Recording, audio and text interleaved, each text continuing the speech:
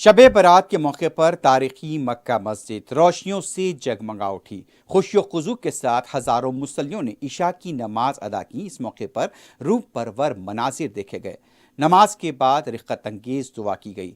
वाज़ेह रहे कि जिस तरह से कोविड से पैदा हालात हुए थे उसकी वजह से यहाँ पर गुज़िश्ता 2 साल से यहाँ जिस तरह के इज्तिमात नहीं हो पा रहे थे, लेकिन इस बार जिस तरह से यहाँ पर रोशनियों का इंतज़ाम किया गया। आपको ये भी बता दें कि मजलिस इत्तेहादुल मुस्लिमीन की तरफ से मुसलसल हुकूमत को इस बात की तवज्जो दिलाई जाती रही है कि मक्का मस्जिद के कामों को लेकर, और अल्हम्दुलिल्लाह मक्का मस्जिद में सदर मजलिस बारिस्टर असदुद्दीन ओवैसी की सरपरस्ती में जिस तरह से नुमाइंदगियाँ की गई हैं, कई काम अंजाम पा चुके हैं। अब मुख्तसर काम रह गए हैं। बताया गया है कि रमज़ान से पहले उन कामों को भी मुकम्मल किया जाएगा।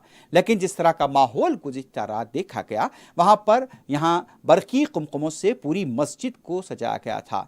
मस्जिद का अहाता रोशनियों से जगमगा उठा और यहाँ पर मुसल्ली जो दूर दराज के इलाकों से आए थे उन्हें भी काफ़ी इत्मीनान की हालत में देखा गया, क्योंकि गुज़िश्ता साल जिस तरह से यहाँ पर कोविड की वजह से जो हालात पैदा हुए थे, कसीर इज्तिमात नहीं हो पा रहे थे।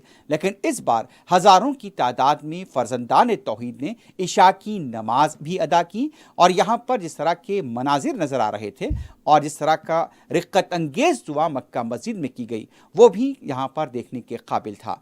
एक तरह से मक्का मस्जिद गुज़िश्ता रात रोशनियों से जगमगा उठी और लोगों को काफ़ी यहाँ पर इत्मीनान भी हासिल हुआ।